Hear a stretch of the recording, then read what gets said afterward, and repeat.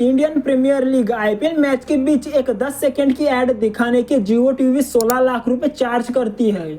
और इस दुनिया का सबसे हाईएस्ट चार्जिंग स्पॉट जो है वो है सुपर बाउल। सुपर बाउल के मैच के बीच एक 10 सेकंड की एड चलाने के आपको 2 करोड़ रुपए देने पड़ेंगे। लेकिन इस दुनिया में एक ऐसा यूट्यूबर है जो अपने वीडियो में सिर्फ ब्रांड का नाम लेने के 20 से 25 करोड़ रुपए लेता है। जी हाँ, इस यूट्यूबर की वजह से हजारों लोग जो पहले कभी चल नहीं सकते थे वो आज चल सकते हैं। हजारों लोग जो पहले देख नहीं सकते थे वो आज देख सकते हैं। हजारों लोग जो पहले सुन नहीं सकते थे वो सुन सकते हैं। और कई सौ ऐसे लोग जो पहले फाइनेंशियल कंडीशन से जूझ रहे थे आज वो करोड़ों के मालिक है, और वो भी सिर्फ एक यूट्यूबर की वजह से। जी हाँ, मैं बात कर रहा हूँ दुनिया के सबसे बड़े इंडिविजुअल क्रिएटर मिस्टर बीस्ट की। आज मिस्टर बीस्ट के यूट्यूब चैनल पर 296 मिलियन सब्सक्राइबर्स है। ये इतने सब्सक्राइबर है जितने दुनिया के कई देशों की पॉपुलेशन नहीं है। मिस्टर बीस्ट ने अपने वीडियो में कई गिवअवे के जरिए लोगों को इतना पैसा दिया है कि जिसको देखकर पूरी दुनिया मिस्टर बीस्ट की फैन है। मिस्टर बीस्ट दुनिया के 0.001% में आने वाले लोगों में आते हैं जो अपने पैसों को कम्युनिटी में वापस देना जानते हैं। यूट्यूब की वजह से आज मिस्टर बीस्ट की नेटवर्थ $700 मिलियन है, जो इंडियन रुपए में 7,000 करोड़ रुपए बनते हैं। दुनिया को लगता था कि मिलियंस बिलियंस ऑफ डॉलर सिर्फ बिजनेस से ही कमाए जा सकते हैं, लेकिन मिस्टर बीस्ट ने पूरी दुनिया को बता दिया कि इतना सारा पैसा बिजनेस के अलावा यूट्यूब से भी कमा सकते हो। तो दोस्तों, इसलिए चलिए जानते हैं दुनिया के सबसे बड़े यूट्यूबर मिस्टर बीस्ट की कहानी। लेकिन उससे पहले अगर आप रोहन पांडे टीवी की वीडियो पर पहली बार आए हो तो वीडियो को लाइक और चैनल को सब्सक्राइब कर दीजिए, क्योंकि आपके एक लाइक और सब्सक्राइब से हमें अगली वीडियो बनाने में बहुत मोटिवेशन मिलता है। So a lot of people think that I just came up in a rich household and I'm a trust fund baby. They get called that a lot. In reality, my mom was in the military. She was a single mom and she worked a lot. What's up, guys? What's up, guys? What's up, guys? I basically did YouTube videos for years without making any money. When I first started, the videos were horrible and they slowly got less and less horrible throughout the years. Even then, when I was making money the first few years, it was nothing. It was scraps. 7 मई 1998 के दिन America के एक state Kansas के विचेटा शहर में mister beast का जन्म होता है। नाम रखा जाता है जेम्स। इनका पूरा नाम जेम्स स्टीफन डोनाल्डसन है, लेकिन उनकी फैमिली उन्हें जिमी कह के बुलाने लगती है। मिस्टर बीस्ट को एक वीडियो बनाने में 15 से 20 करोड़ रुपए का खर्चा आता है, और इसी वजह से यूट्यूब पर कई लोगों को लगता है कि मिस्टर बीस्ट जरूर बहुत रिच फैमिली से आते होंगे, लेकिन ऐसा बिल्कुल नहीं है। जिमी एक बहुत साधारण मिडिल क्लास फैमिली से आते हैं। जिमी की माँ एक रिटायर आर्मी ऑफिसर है, और इसी वजह से बचपन में जिमी को एक शहर से दूसरे शहर में मूव होना पड़ता था। जब जिमी 10-11 साल के थे तब यूट्यूब इतना ज़्यादा पॉपुलर नहीं था। उस समय यूट्यूब पर ज़्यादातर क्रिएटर्स गेमिंग कम्युनिटी के थे और वो यूट्यूब पर गेमिंग वीडियोस डाला करते थे, और इन्हीं वीडियोस को देखकर उन्हें यूट्यूबर बनने का मोटिवेशन मिला। फिर 2010 में जिमी क्रिस टायसन से मिले तो पहली बार उन्हें ऐसा कोई शख्स मिला जो उन्हीं की तरह यूट्यूब की जानकारी रखता था, और यही से जिमी और क्रिस की दोस्ती बढ़ने लगी और वो पूरा दिन सिर्फ यूट्यूब के बारे में ही बातें किया करते थे। और फिर 12 फरवरी 2012 के दिन जिमी ने अपना पहला मिस्टर बीस्ट 6000 नाम का यूट्यूब चैनल बनाया। उनकी शुरुआती वीडियोस माइनक्राफ्ट गेम प्ले की हुआ करती थी। फिर उन्होंने कमेंट्री वीडियोस बनाना शुरू किया जिसमें वो बड़े बड़े यूट्यूबर्स की अर्निंग डिस्कस किया करते थे।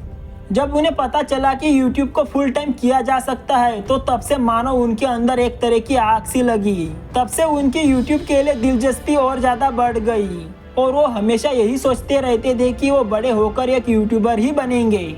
जब किसी बच्चे में अपने गोल्स को लेकर इतना पागलपन होता है तो उसका सक्सेसफुल होना तो कंफर्म है, और जिमी के साथ भी ऐसा ही होना शुरू हो गया था। अब जिमी की उम्र भी 16-17 साल हो गई थी। साथ ही उन्हें यूट्यूब वीडियोस बनाने का बहुत ज़्यादा एक्सपीरियंस हो चुका था, और उन्हें यह समझ आना शुरू हो गया था कि यूट्यूब पर किस तरह की वीडियोस अच्छा परफॉर्म करती है।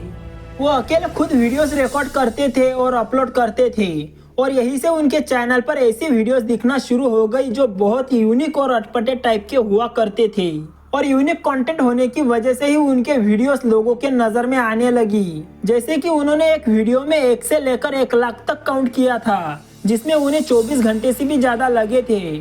फिर उन्होंने एक ही म्यूजिक वीडियो को लगातार 10 घंटे तक देखते हुए खुद को रिकॉर्ड किया था। और उनके इसी यूनिक आइडिया से वो यूट्यूब ऑडियंस की नज़रों में आने लगे थे और इसी वजह से उन्हें यूट्यूब से अर्निंग होना भी शुरू हो गई थी। और तभी जिमी ने ये तय कर लिया कि वो अब अपने दोस्त के साथ मिलकर अपने घर से मूव आउट करेंगे और ऐसा करके वो अपनी पढ़ाई भी छोड़ देंगे। और इसी फैसले को लेकर वो अपनी माँ के पास पहुँच गए और जब उन्होंने अपने प्लान के बारे में अपनी माँ को बताया तो उन्हें भी अपने बेटे पर पूरा भरोसा था, इसलिए उन्होंने भी ज़्यादा आपत्ति नहीं दिखाई।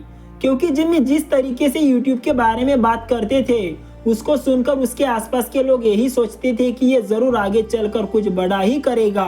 फिर जिमी और उसके दोस्त क्रिस टाइसन ने मिलकर एक अपार्टमेंट को रेंट पर ले लिया और फुल टाइम वीडियोस बनाने में फोकस कर लिया। और इसी टाइम जिमी को अपने लाइफ का पहला स्पॉन्सर भी मिला और यही स्पॉन्सर मिस्टर बीस्ट की जिंदगी बदलने वाला था। ऐसा हुआ था कि वो स्पॉन्सर जो उनकी वीडियो में शाउट आउट के लिए जिमी को $5000 देने वाला था, लेकिन जिमी के स्मार्ट दिमाग में एक आइडिया आया। जिमी ने उस स्पॉन्सर से कहा कि आप मुझे $5000 और एक्स्ट्रा दीजिए और इस अमाउंट को टोटल $10,000 बना दीजिए और आपके इन्हीं $10,000 को हम हमारी आने वाली वीडियो में एक होमलेस शख्स को डोनेट कर देंगे। और जब उस इंसान को पैसे देने के बाद उसका जो रिएक्शन आएगा उसे यूज करके एक अच्छी वीडियो बन जाएगी जिससे आपके प्रोडक्ट की भी अच्छी खासी पब्लिसिटी हो जाएगी। जिमी के इस डोनेशन के आइडिया को लोगों ने बहुत पसंद किया और उनके इस वीडियो को पहले ही महीने 1.5 मिलियन व्यूज मिल गए जिससे उनका चैनल ग्रो होने लगा। मिस्टर बीस्ट ने इस आइडिया को कंटिन्यू रखा और फिर डिलीवरी बॉयज, स्मॉल स्ट्रीमर्स और होमलेस लोगों को और पैसे डोनेट करते हुए वीडियोस बनाना शुरू किया और इन पैसों से बना एक ग्रेट और यूनिक कंटेंट। इससे मिस्टर बीस्ट ने जल्द ही 1 मिलियन सब्सक्राइबर्स भी गेन कर लिए।